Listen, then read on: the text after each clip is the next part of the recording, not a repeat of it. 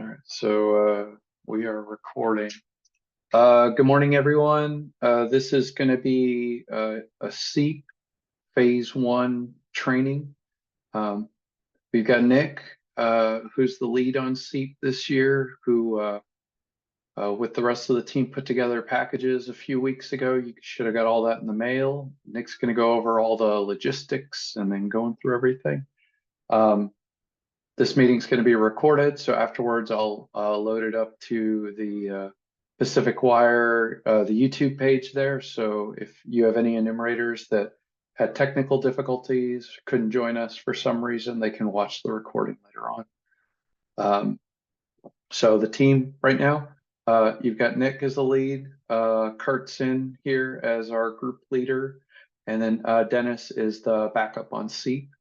So Dennis is here as well. So I will kick it to, well, the first thing, CEAP is different.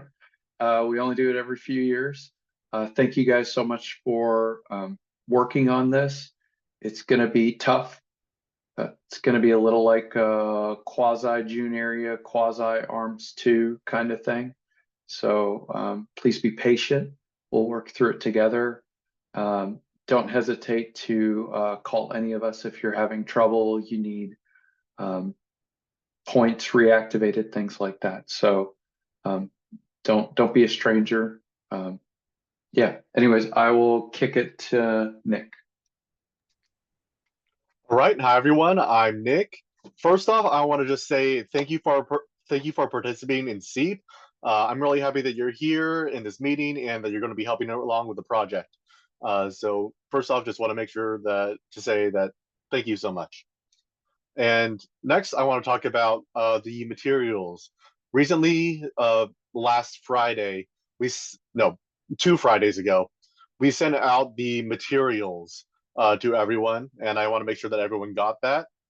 Included with the materials were PowerPoints for how to screen, training aid for field and chemical sections, the CEAP questionnaire that were blank, some brochures, survey interviewers manual, and a lot of individual envelopes for each operation, which include within them a brochure, a paper version of the screener, an operator ID card, which is like a little business card that has a number on it, a respondent booklet, a CEAP survey questionnaire, a satellite image, and FSA listings for each NRI point. That's a lot of stuff. I understand. I want to make sure that you guys all got that package at the very least. Can you raise your hand if you got that package, please?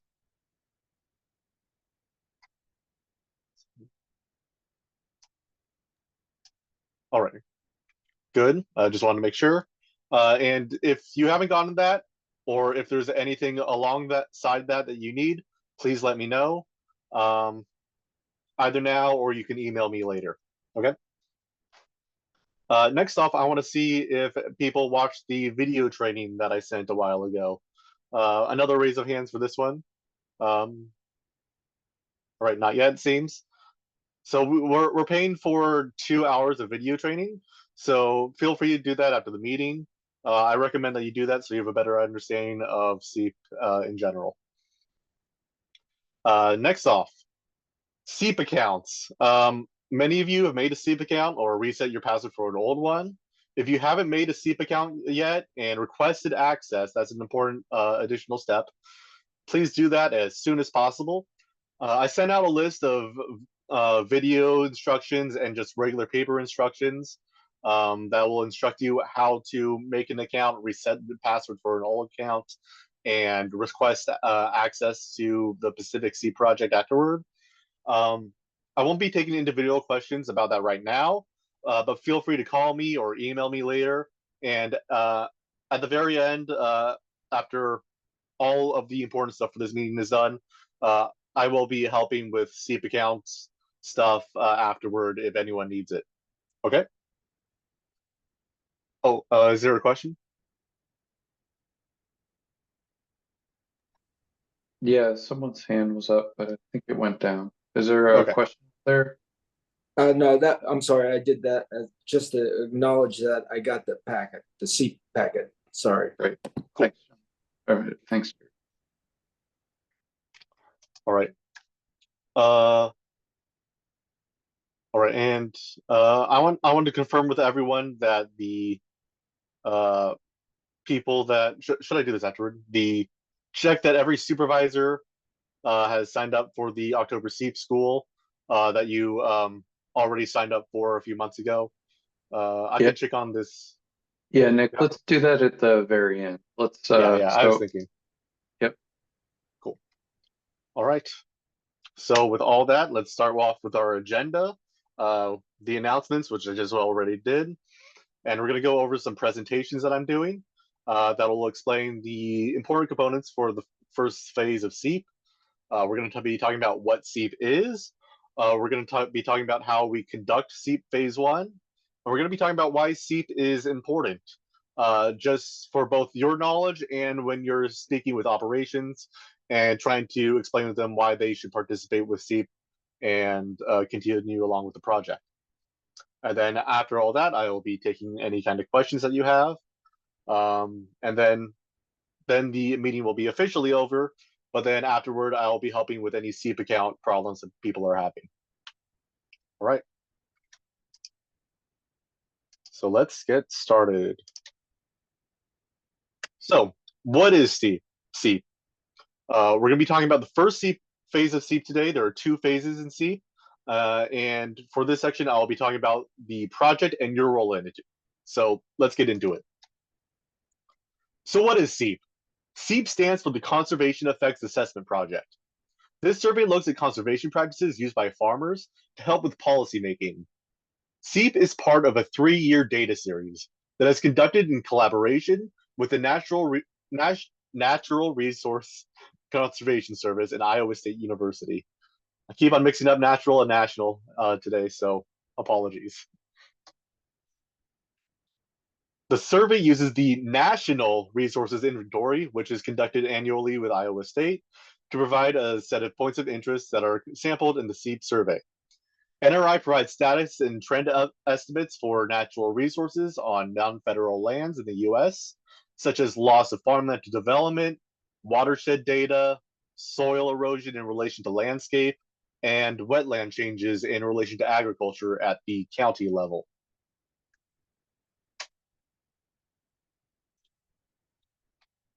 The National Resources Inventory is like NASA's area frame.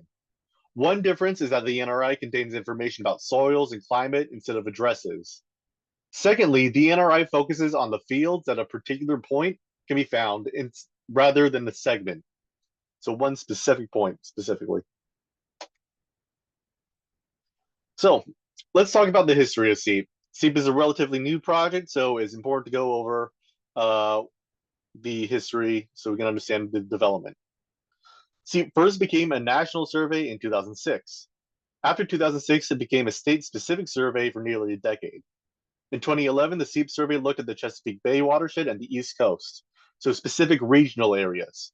And in the years following that, it is focused on watersheds and river basins across the US, including the Western Lake Erie Basin and the Des Moines River Basin in 2012, the California Bay in 2013, and the St. Francis River Basin in 2014. SEEP became a national survey again in 2015, so more recently. So, like I said earlier, SEEP is conducted in 2 different phases. The first phase, the screening phase, which we're focused on today, occurs between August and September. In this phase, we determine a particular point is eligible for the second phase of the survey.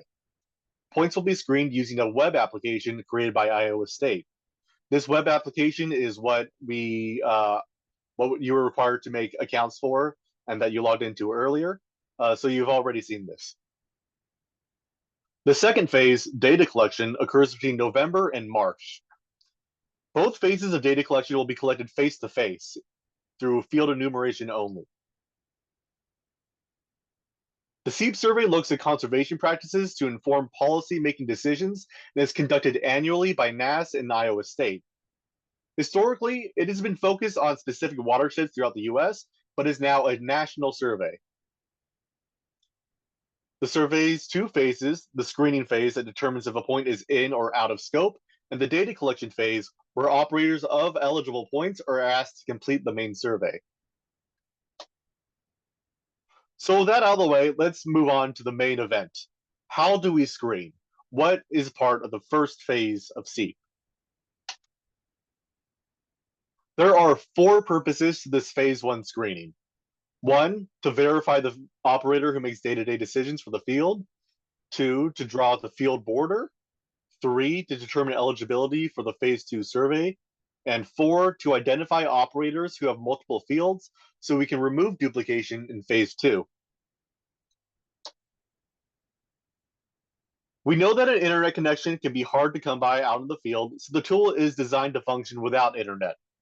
However, you will need an internet connection at the start of your day to check out points, and you'll need a connection at the end of your day to save the data you collected and return the points you checked out. So make sure that at the beginning of the day, to check out the points that you plan to visit for that day. So if you're planning to visit 3 different operations, make sure that you, at the start of the day, you create tabs for each of those operations so that they are pre-opened in case that you don't have any interconnection once you go out there. Hey, Nick, just a quick comment on that. So, there's been chatter already in the national chat for CEAP. So what Nick is talking about here with internet connection, sometimes what happens is you might check out a point and it gets locked up. If a point gets locked up for you, that's when you call Nick, myself, Kurt, Dennis, one of us. We'll have to unlock it for you. Because remember, CEAP is done in their own little, their own website, a little instrument, right? It's not done in CAPI. So you guys need to be logging into that instrument. You need to be doing all the data collection for phase 1 in that NRI screener website. And if your points get locked, that's when you'll need to call Nick or somebody else on the team. So just, I really want to stress that point. It's going to be a little different than your other normal CAPI stuff. It's not like ARMS 2 or ARMS 3 or things like that. This is the added component of CEAP that's different. Right. Thank you for that, John. So back to the saving. So at the end of the day, you're also going to want to have to save your points. And if you don't save the points, then they're just not going to be saved and we won't have that data. So that's a really important step to do at the end of your day. If you do not check the points out to the iPad, you will not be able to access the points without internet. And again, because this is important, please open the points before you go out to the field and save them when you get back and have internet access. All right, so this URL right here, nrisurvey.org/CEAPtrain with a capital T, is the website for screener training. Please note the capital T in CEAP train because that is necessary to get onto the right website. And users must be careful to ensure that they are using each version as intended. Don't accidentally enter real data into the training tool. So this is specifically for training, not for real data. Okay. So this is what the training website will actually look like once you get on. At the very start, this confidentiality screen will appear. And always remember how important confidentiality is for us as well as our respondents. Protecting PII in this survey is going to be really important in the future. I'll get more into that later. But remember how important confidentiality is. If you're training, make sure that you see a purple background specifically. When we are on the real website making an account, there was a white background, but for the training website, it's a purple background.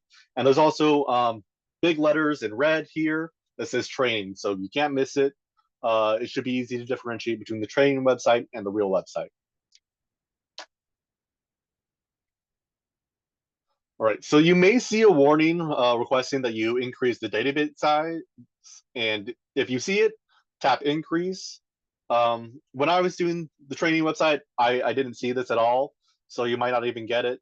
But if that does happen, just keep in mind, just increase it. Yeah, I think that if you do get this, you should only see it once, so it shouldn't be too big of a worry. Right here is the login screen. It's similar to the login screen that we had for the real website when we were creating our account or resetting password and everything. So it's just a normal login screen. Log in with your password and username as normal. And again, at this point, you should have already created your CEAP account and requested CEAP access. And if you haven't done that, please do so after this meeting as soon as possible. It's going to be important so you can actually access the CEAP website. All right, so this is the checkout screen where we find our specific point. A point is checked out to an iPad, is not available for other enumerators to check out. A point remains checked out on the iPad until it is returned to the server. So, well, once a point is out there, another person can't access it, basically. And you must have a valid network connection and be online to check out a point. I know I'm reiterating this enough, a lot, but it's really important. Make sure that you have a valid internet connection before you try to check out a point, or else you won't be able to access it. And it's recommended that users check out all points they plan to visit in a given day before they leave network coverage. There are two different ways to specify a point. With the quick open text box at the very top, specify point by ID, and with the state/county/point lists. I really recommend doing the latter. It's a lot easier, but either will work. And if you're wondering why the second option is easier, it's a lot easier to just narrow down everything instead of just typing out all the point ID stuff. You just check California, your county, and there's the point. The point shouldn't be too many for each county. So using the find points area will be a lot easier.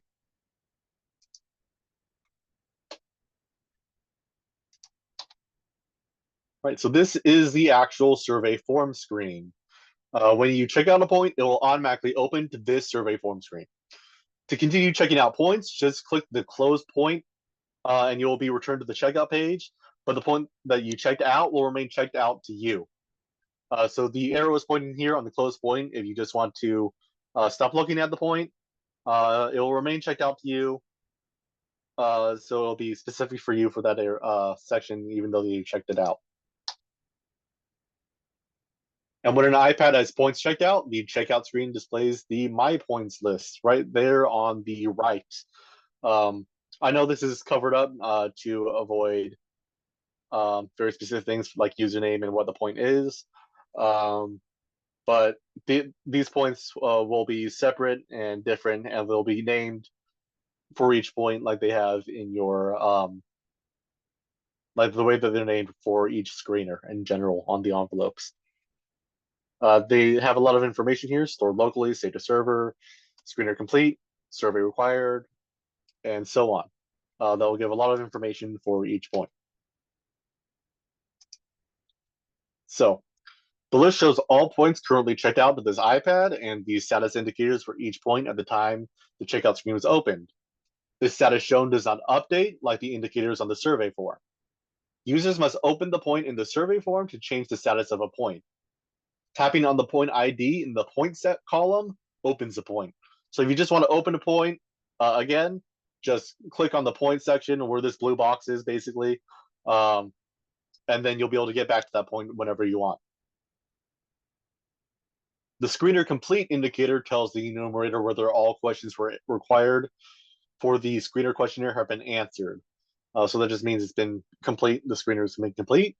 The survey required indicator is shown as a question mark until the screener is complete, and then indicates whether an operator survey is required for this point or not.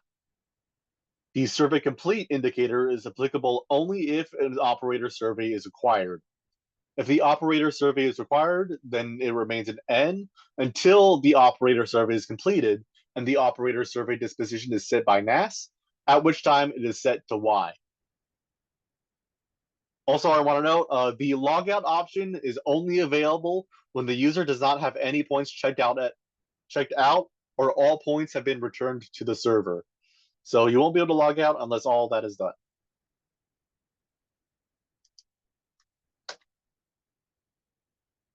All right, when you have successfully specified and checked out a CEAP point, the web application will switch the CEAP screener survey form. You'll see an image of the area around the point, seen here on the right. You can see the field and the surrounding area, and the X marks the spot where the point is. And it'll also show the first question of the screener. Right here, pre-screen operator identification status. If you do not want to immediately work on the point just checked out, you can simply tap on the close point button again, right there between save point and close and return point, and that'll get you back to your My Point screen, which is on the previous slide.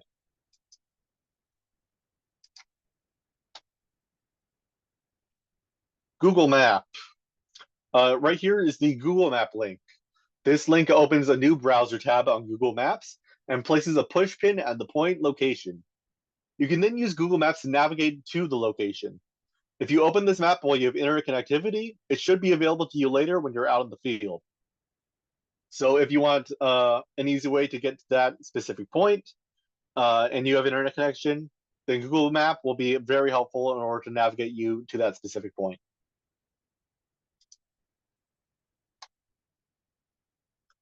And next to Google Map is the Large County Map link. This one opens a new browser window that shows the CEAP County map associated with the open point. The map shows all the CEAP points in this same county as an aid in planning work for the county. The red point is the record that you currently have pulled up on your iPad. The blue points are the other points in the county. And this feature will also require an internet connection. So the Large County map is more for planning, and the Google Map is more for when you're out in the field.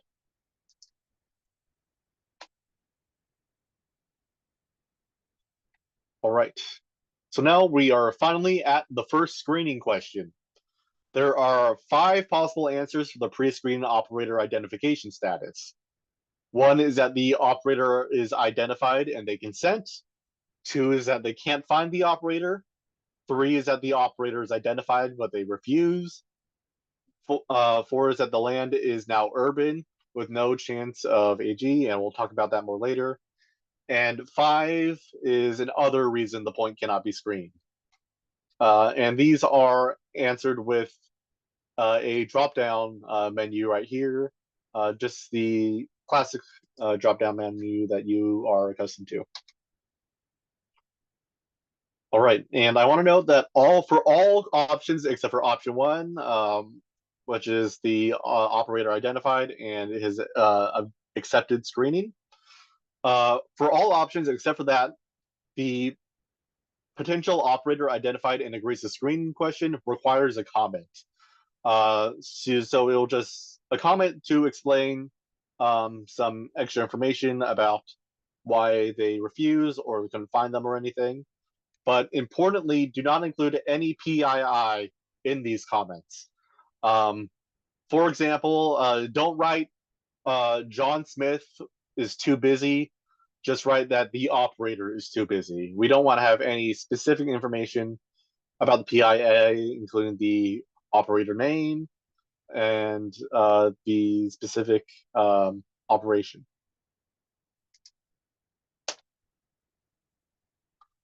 All right. Select the urban developed land option only if the land has no chance of agricultural activity. For example, the point is in a housing or in a commercial development. These should be rare and should only occur when the development is recent.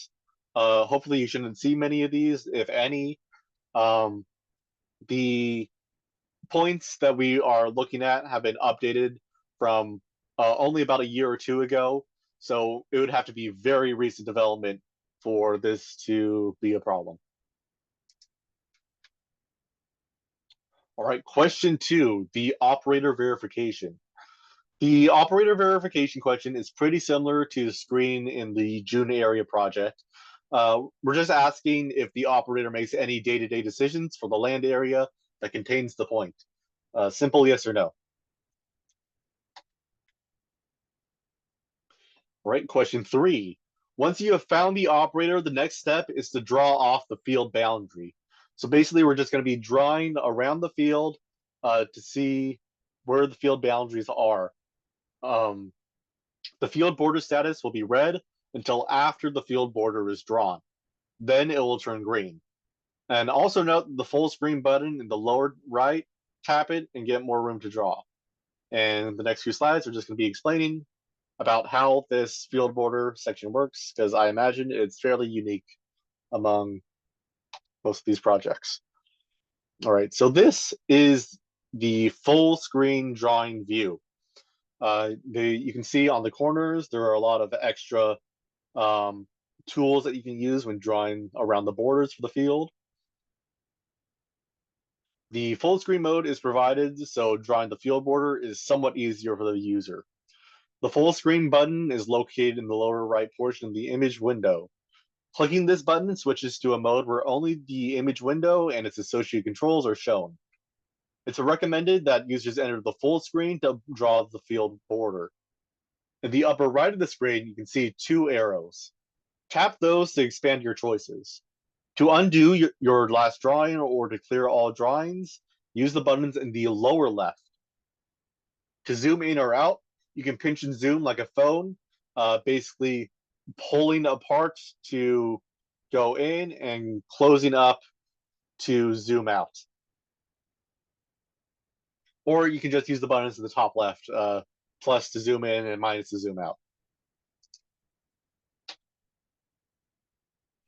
So the actual drawing, you can draw a border by selecting the draw feature option on the top right, and then dragging your finger along the border of the field.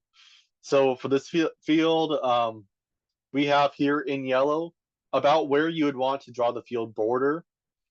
You would just be drawing that with your finger or with a stylus, however you use your iPad, to just go around the entire field and try to see where the borders of the field lay.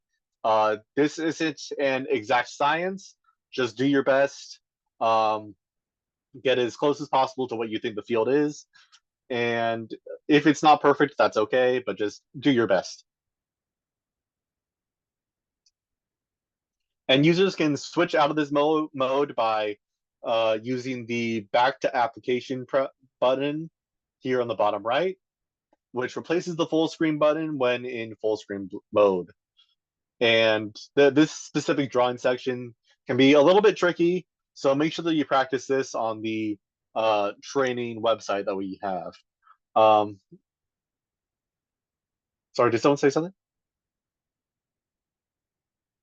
Okay.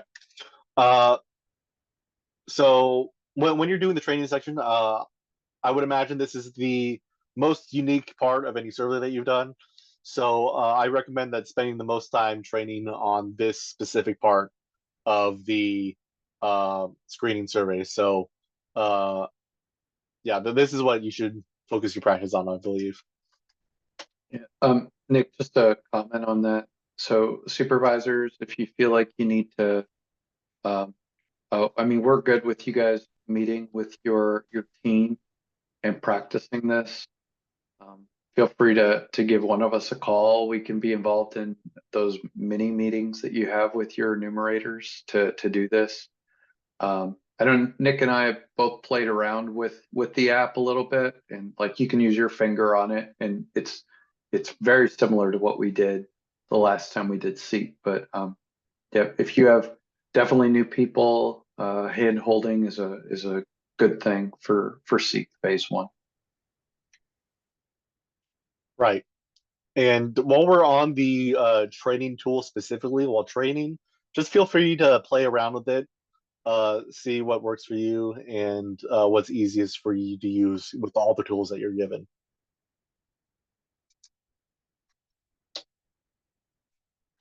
All right, so here are some extra things to consider. Points were drawn from something called the NRI, National Resources Inventory. And in some cases, these point observations may be several years old and the land use may have changed. The imagery shown on your iPad is the most recent available, but may still be 1 to 2 years old. So there may be some changes and it might be tricky to draw the boundary. So just do your best in these cases in case so basically if the field has changed, And anyway, since the map is given, like there is a square border on the map, but they cut that into triangular sections within the past year.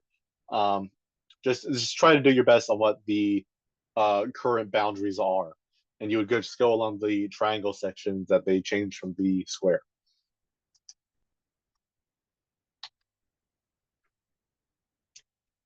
All right, so once the field border is drawn and the field border status is green, or where this first arrow is pointed, there will be two eligibility questions. The first asks if the field was planted to a crop, was managed grassland, or was enrolled in continuous conservation cover. In this question, pasture would fall under the category of managed grassland. If you say no to this first question, the second question will ask if the field is idle cropland. Answering yes to one of these two questions makes the point eligible for the CEAP operator survey.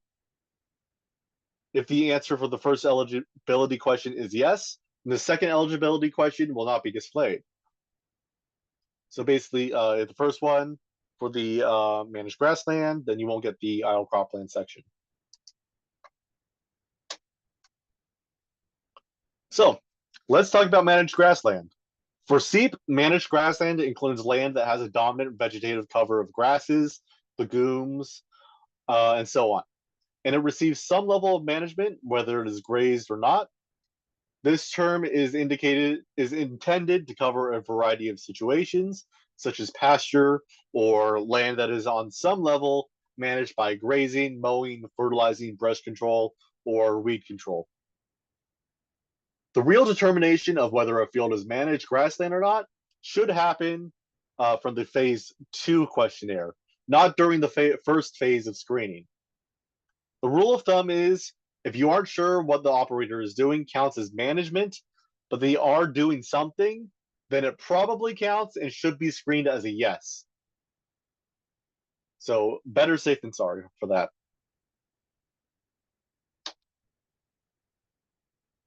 All right.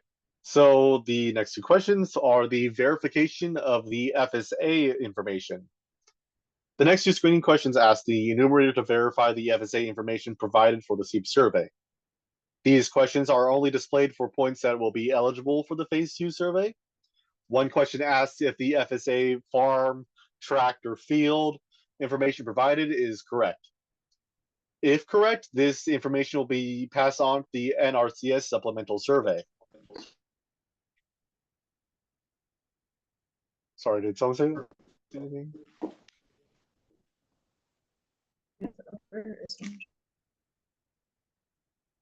All right, moving on.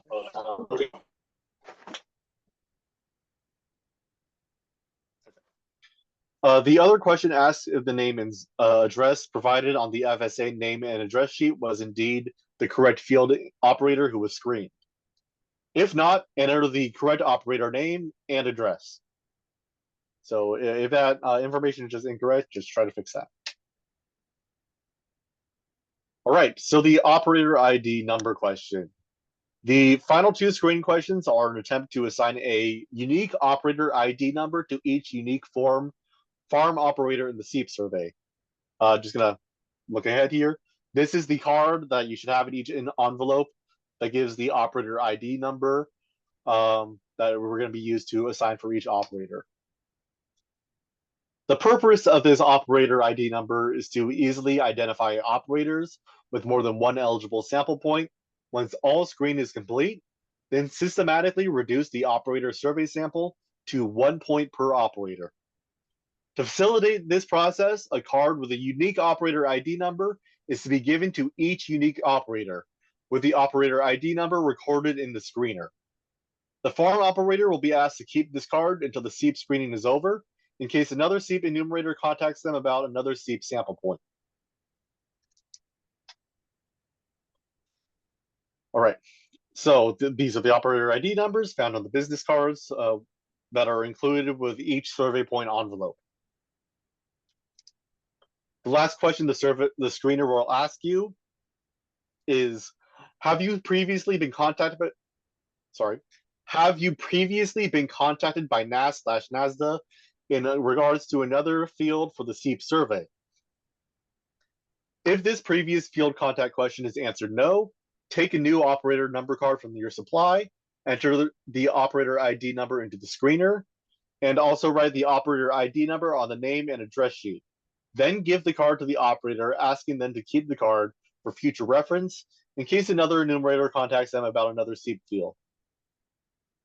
The screener will display the following message. You should enter the operator ID number into the screener and then tap the validate button to validate the number. If this previous contact question is entered yes, ask the operator if they are given a CEAP card in the current year with an operator ID number. If so, have them locate the card previously given to them and enter the operator ID number from that card. If the operator has discarded or lost the card received previously, enter 999, 999, 999. So 9 nines. Enter those into the screener, and on the name and address sheet, an attempt will be made by the regional field office to resolve these later. If no card was previously received, provide the operator with a new card after properly recording the operator ID number. The screener will display the following message. You should enter the operator ID number into the screener and then tap the validate button to validate that number. There's a lot to throw at you at once, but basically, if there's a problem like the operator is claiming to have been contacted before but does not have a card, to enter 9 nines and just enter the card that you're given for each point.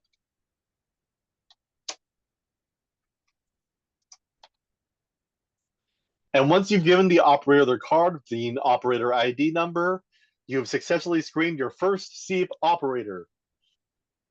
The point can be closed and returned when you have an internet connection again. So once you have that operator ID, you should basically be done for that point, and you can go back to this screen. After all the screener questions have been answered, a message will appear saying that screening is complete. At that time, the point can be closed and you'll be returned to the My Points screen. In this My Points list, you will see the point that you've just completed, along with any other points that you've checked out to your iPad. After the enumerator is finished screening the point can be returned to the database server by tapping the return button on the My Points screen, shown below. Returning the point will remove the point from your iPad. You must have a stable internet connection to return points. So again, like a lot of different things in this screener, when you're going in and out of points, you're gonna have a you have to have an internet connection when you're doing that. And you have probably already noticed the CEAP screener is pretty different from CAPI. You just have to manually check out points instead of just appearing on your iPad. So make sure that you're not using CAPI when you're doing these CEAP screeners. Make sure that you check out and return points when you have a stable internet connection. All right. So summary for this section. Some things to remember. Orchards, both fruit and nut orchards and vineyards are eligible. And CRP in trees and or grass fields are also eligible. And even in some marginal looking grass areas may be eligible if there is some kind of management done to them, even just mowing. So here's some screener help resources. If you need help, check out the CEAP Screener Users Guide. And you can also watch this recording over again if you need to. Make sure to practice with the training version before you try to screen. So this practice is going to be a lot of help. It's a really useful site just to go along and see what happens when you're practicing.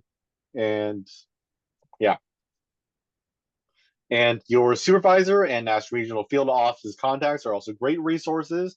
Just feel free to email or call me if you need to for any help with this specific screener.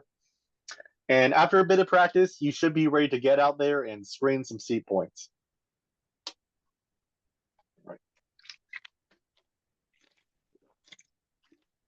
But before we go to the next one, are there any questions out there before we go over the talking points and how you should be convincing folks? Yeah, I see a lot of people coming off mute.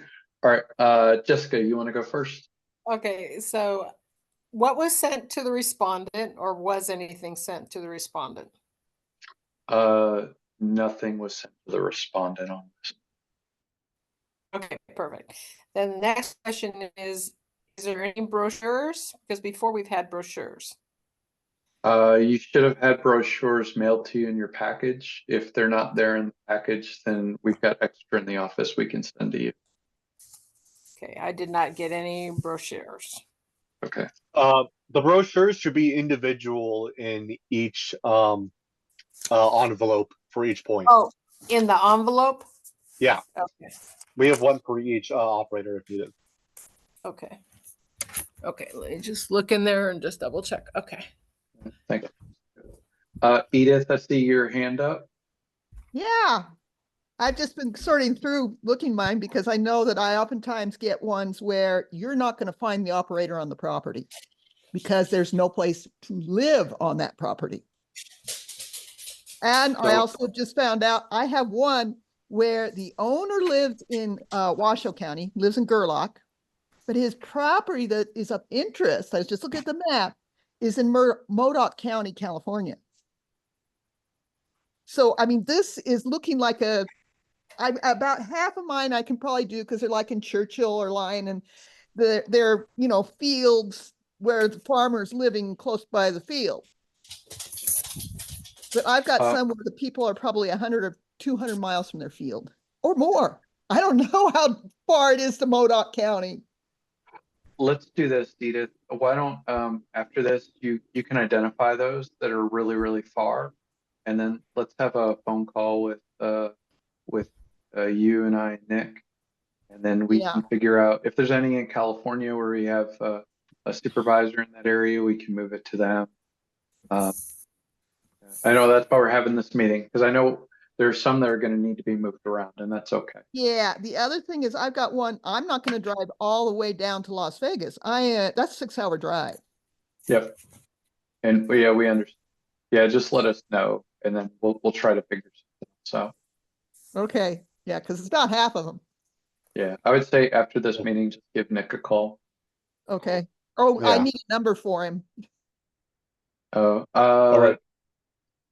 I think I put it. Edith, are you in our group chat? The text message chat for supervisors. I don't think I've gotten invited to, is that a social? It's a text message chat I set up with all of you guys. I think I put Nick's number in there at one point. Okay, I'm not in that. Nobody's put me into the chat. All right, I'll add you. But his number is, Nick, is it okay to give your number out? I got to get a pencil. Yeah. His number is, and I can put it in the chat too. But Nick's number is 925-961-6856.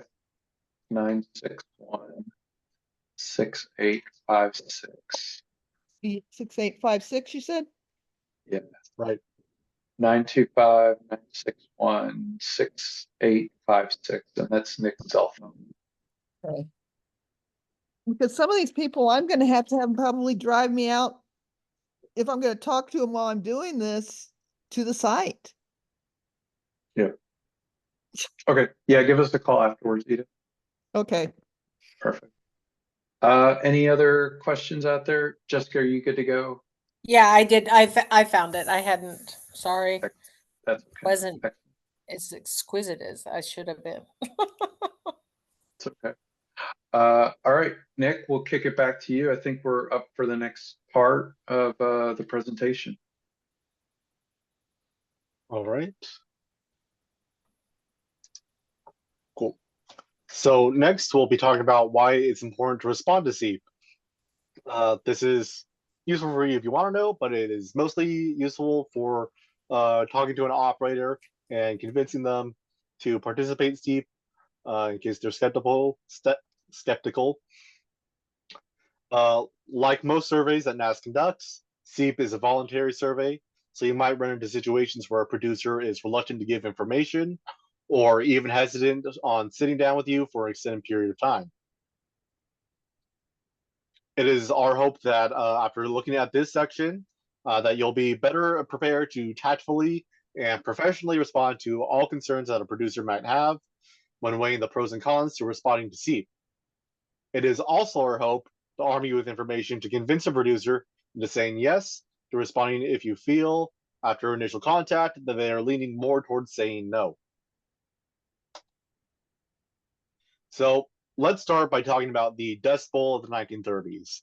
As many of you know, the Dust Bowl was a time of great difficulty for the American farmer, especially within the central United States. Dust from the Great Plains was transported all the way from the East Coast, blotting out the sun even in the nation's capital. The cause of the Dust Bowl was a result of many factors happening at once. The two main causes were severe drought that had a major effect on the cultivated cropland, and the second, which might not be so obvious, were the tilling practices that were being implemented during that time. In response to this crisis, the Soil Conservation Act was passed in 1935, which led to the Soil Conservation Service, also known as the National Resources Conservation Service, or the NRCS, which is the sponsoring agency for CEAP. By now, you can likely see that the base reason for conducting CEAP is the prevention of catastrophic agricultural failures within our nation. The data collected in CEAP only furthers our knowledge in maintaining healthy fields, healthy environments, and in national level agricultural success.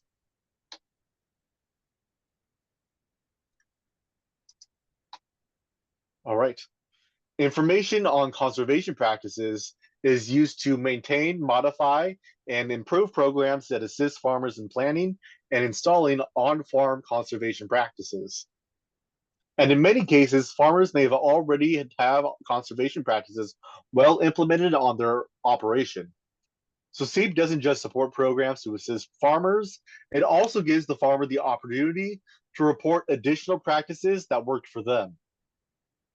Overall, understanding conservation practices encourage soil conservation, lowering the amount of pesticides and fertilizers that make it into our waterways, and hopefully increase the yields and profitability of the farmer. Which, if all else fails in convincing the farmer to complete your report, mentioning high yields and high profitability might do the trick in a more self-serving way to convince them. So one of the main goals of CEAP is to maintain, modify, and improve current programs the USDA offers to producers. CEAP is an effective way for the USDA and even outside agencies, whether private or public, to see what works and what doesn't in relation to conservation practices. In the end, the survey strengthens our programs, benefiting not only the USDA, but also the producer, and most importantly, the environment we all live and work in.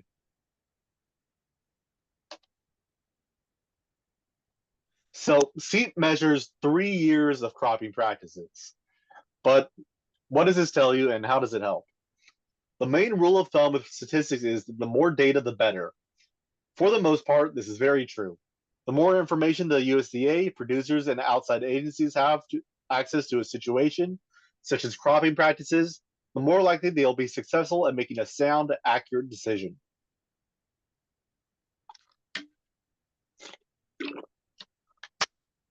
Right. So, rotation or monoculture. Why is it important to know whether farmers are rotating different crops or practicing monoculture, which is the same crop year after year? Why is that important? For the USDA and for many other data-driven agencies and organizations, this is a question for the data to answer. The CEAP survey results have the ability to answer this question without people having to guess or base a decision off a gut feeling. CEAP results measure these cropping patterns. Multi-crops encourage various beneficial insects such as bees, which are an important pollinator. Through surveys like CEAP, we are able to collect data on cropping patterns that further our understanding of the environment. Some of the information that can be exposed to us are bees and insects that thrive in environments where multiple crops are grown. And pollinators like bees are very important for the environment and for future farming. So let's recap why CEAP is important. We need it to help evaluate resources needed for protecting soil, water, and habitat. It also improves and strengthens USDA programs. We need to help reveal techniques that farmers are already using to conserve healthy environments. CEAP is important because it supports conservation programs that lead to improved yields and increased profits, all while protecting our natural resources. And that's it. We're all done. And I can take some questions now if you have any.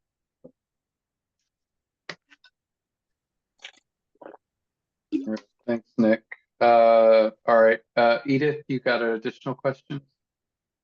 I'm just gonna have a whole bunch of questions because of this is, I think this was designed by people who are in areas with farms where the people actually live with their farm. Yeah, I know Kurt and I were talking a little bit on the side. So for you, we're definitely gonna, and like I said, I think we need a phone call, just you, Nick, and I. But if you have things, areas that are really, really far away, we can I figure out a do. way where we can email maps to those people and conduct some of these interviews over the phone, and some other things we could do. Yeah, some of these, I think particularly like Nye County, which is almost like going to Las Vegas, but not quite. It's a very large county. And you've got one in Clark County, and that's, the other end of the state for me. Yep. Yeah, but we'll give you a call right after this, Edith. Okay, that sounds good. Don't worry, we're gonna hold your hand while we get through this. I hope so. I'm gonna deal with the guys in Gerlach, and his farm is out there in California. Yeah. I see a couple others. Pat, did you have a question? Yes, I do. And I think, there's an iPhone, and then Pat, I feel like there's some echo going. I hear it. Let me go to the All right. other. I'm gonna mute the iPhone. And then Pat, can you hear me? Hope I didn't mute you by accident. I think that was the iPhone. Okay. Me.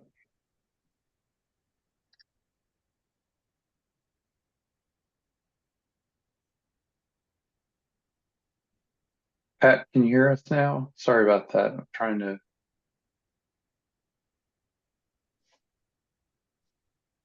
I muted your iPad, and I'm trying to unmute your phone. Can you hear me now? Yep, I can hear you. Okay, I'm on the other. I have Grimway, and they're in Bakersfield. And they're farming in Imperial County, but in the packet, there's no contact in Imperial County.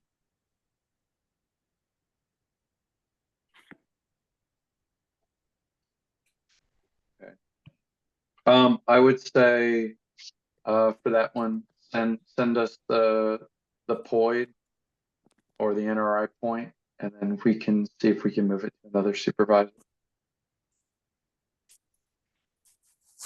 So how do I handle that? Yeah, can you hear me, Pat? Yes, I can. Okay, yeah, I would say send it. So if it's something that's not in your area and you don't have a contact and can't get to it, just let us know. We'll have to move it to another supervisor. Well, I think the problem is the contact is Bakersfield, the growing is in Imperial County, and that's where the map is. And there's no contact in Imperial County. Yeah, so the FSA listing you have there, it doesn't have anybody to call? No. Okay. Yeah, I would say just send that one over to us. We'll have to research it, how to handle it. You want me to send the whole packet or just talk to them? Because I'm assuming it's someone who leases from Grimway. So I doubt if Grimway would have all the information if the operator is a leasee in another county. Yeah, it just gets to your hand. Yeah, you got a comment? Oh, yeah, so on Grimway,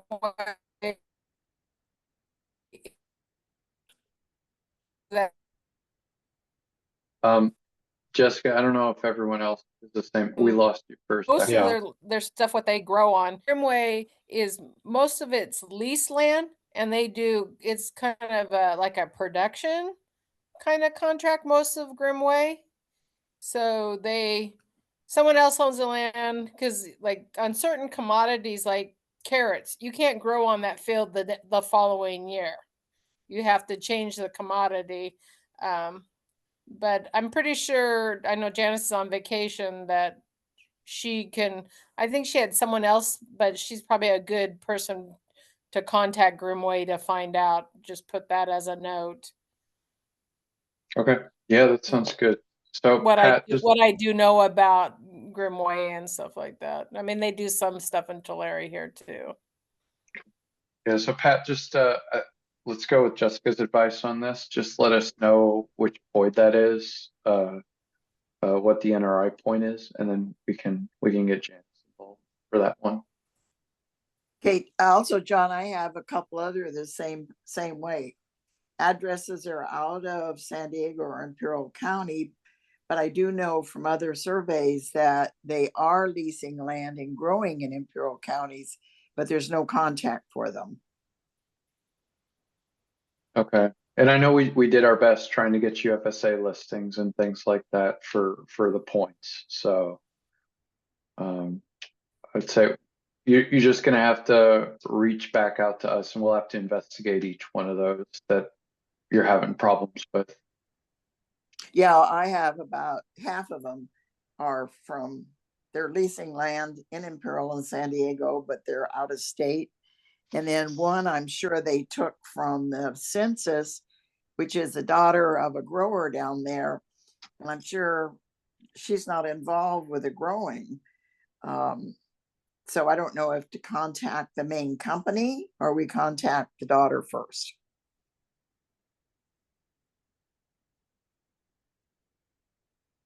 You guys sent me a bunch of problems. Yeah, let's talk offline, Pat. Okay. We'll figure it out. Okay, thank you.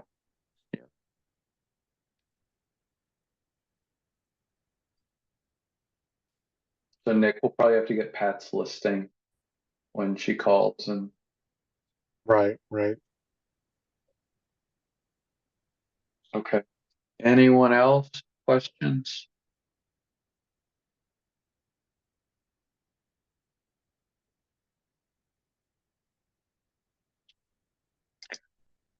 Well, I do want to thank Nick for putting this presentation together. Really do appreciate it, Nick. He worked a long time putting this together. So Thank you for everyone for coming and for listening to my presentation as well.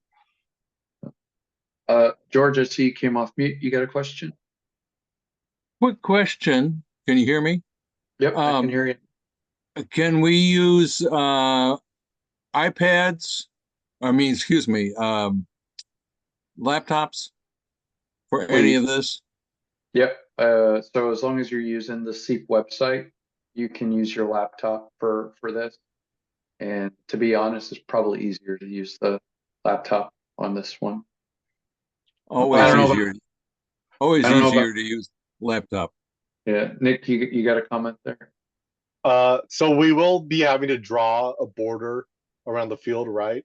I think that might be easier for a lot of people to use an iPad for. But you can do it with a laptop. If you do find that easier while practicing, I guess. Okay, thank you. Appreciate that.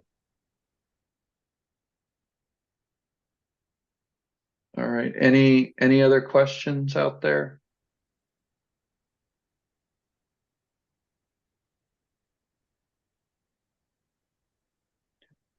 So, and I know we do have some other couple little things before we let you all go. So we do want to confirm who's coming to the school in October. So we're going to go through the listing to just make sure that we've got everybody correct. The contract is done for the school in Davis that happens October 28th through October 31st. I've spoken to a lot of you about it. We got prelim numbers. We can add and delete rooms still. So if there's any changes, this is a good opportunity to let us know. Nick, I don't know if you've got the spreadsheet I got it. handy. I don't know if you want to go through each supervisor and ask them if they have questions and then confirm their folks that they want for the school, and you can just check off on the spreadsheet. Does that work? Yeah. Okay. All right. So first off, Bill, I have you scheduled with yourself and with Frank. Is that still correct? I see a thumbs up from Bill. All right. Next one. Gerald, I have you and Rick. And that's no hotel, but they're coming in person, right? Yeah. Should I Jerry, only be does that- checking the hotel ones? No, check both because we need to Okay. figure out if we have enough room in the room. Jerry, does that sound good? Are you can you talk right now? Yeah, I see a thumbs up from Jerry. Yeah, that's a good. Okay. Excellent. Thank you, sir. Harry, I have here in person and hotel. Just Harry. That sounds still right? Yes, Nick, I'm going to call in. There's some changes and I'll talk to John about it. Thank you. Sure. Thanks, Harry. Okay. Right, next is Janice, which will be all three numerators, Janice, Cheryl, and Madeline, in person and hotel. I think Still right? Janice is on vacation this week. I see Madeline online. Yeah. Madeline, is that Jan still good is for on you? vacation, but as far as I know, it's me, her, and Cheryl. Cool. Okay. Thank you. Jessica, I only have Jessica signed up for hotel and in person. That's still right? Nope.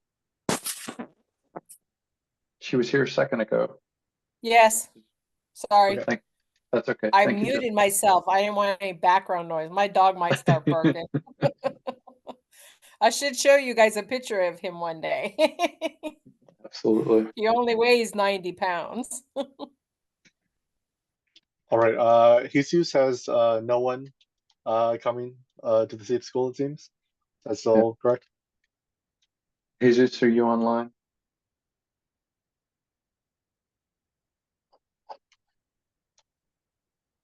Okay. Let's call him after the meeting. Cool. For Carrie, we just have Carrie here, in-person hotel. Is that correct? Yes, that is correct. If that's for Carrie. All right, thank you. Thank you. For Kim, we have Kim and we have Jan signed up to go in person and hotel. Is that correct?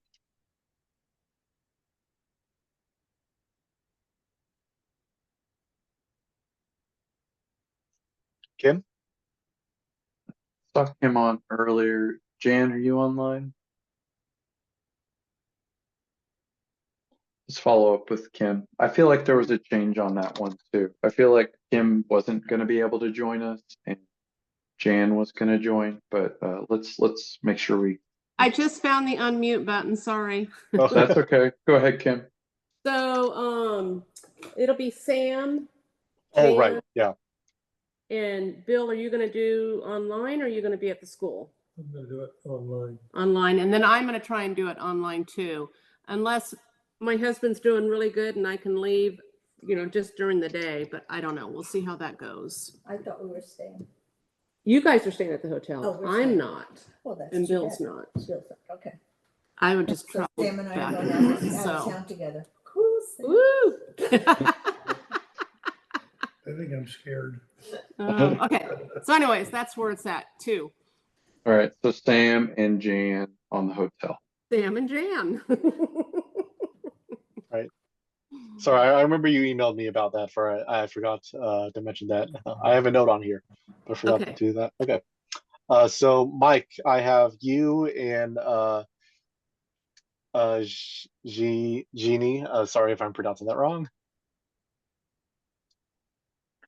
I think Mike had to miss this meeting, so we'll need to give a phone call to Mike as well. Hey, John, it's Jesus. Hey, Jesus, thank you. It'll be me and Nina.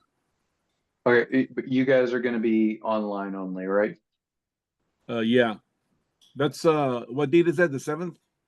It is October. Oh. The school actually starts the morning of October 29th, and will probably be the 29th and the 30th. We'll have an early release on the 31st. All right. Sounds good. Thank you. We'll make sure to send you a Zoom invite and all that so you can block it off. Okay, thank you. Right. Next is Pat. Here I have Pat, John, and Linda in person and hotel, and I have Debbie that is just in person.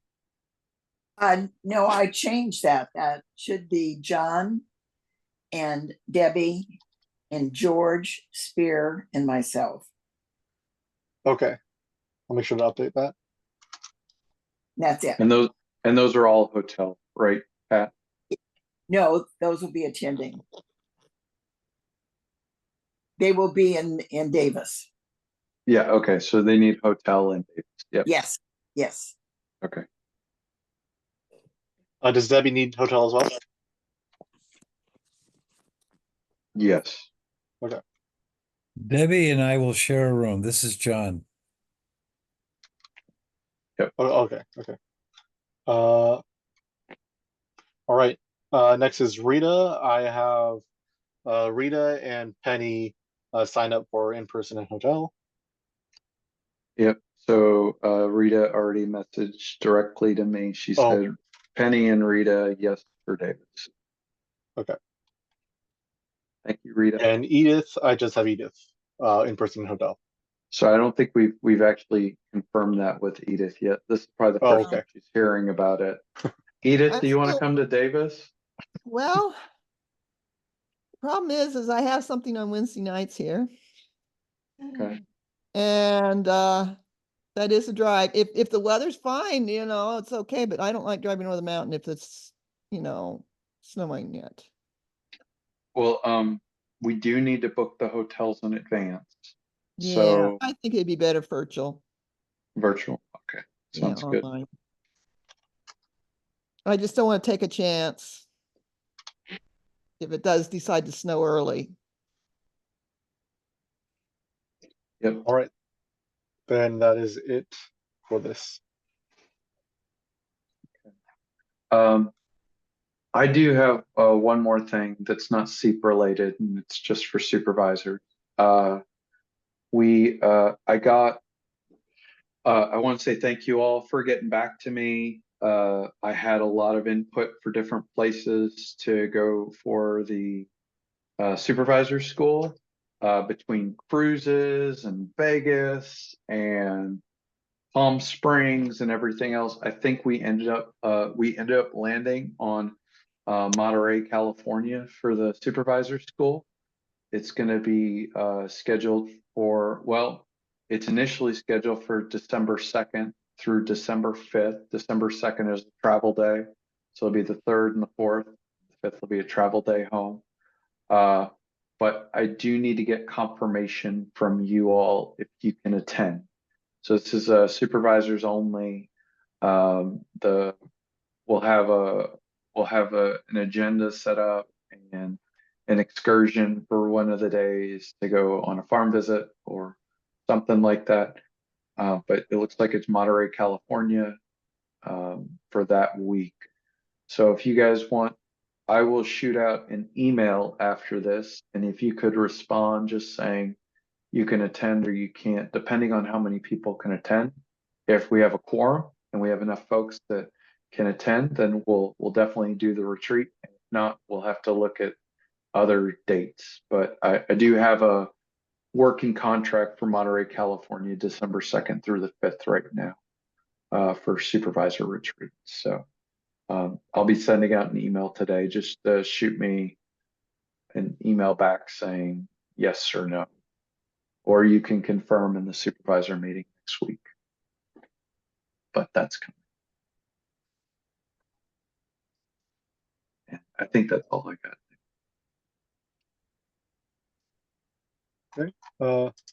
So again, I guess that's it, unless John has anything more extra. Okay, so that's all the necessary stuff. Thank you so much for everyone for coming, and thank you for your participation in CEAP. After this, I'll be helping people with setting up their CEAP accounts. I'm gonna take a 5-minute break first, and then if anyone needs any help with creating the CEAP account or requesting access or changing the password, they can join in for that. Otherwise, we're all good to go. Thank you again. Thank you so much. So Nick, are you saying we're gonna end the meeting, or are you you're gonna take a 5-minute break and then come back if anyone has trouble? I mean, the official meeting is over, but the Zoom meeting will remain up, and in 5 minutes I can start helping with people.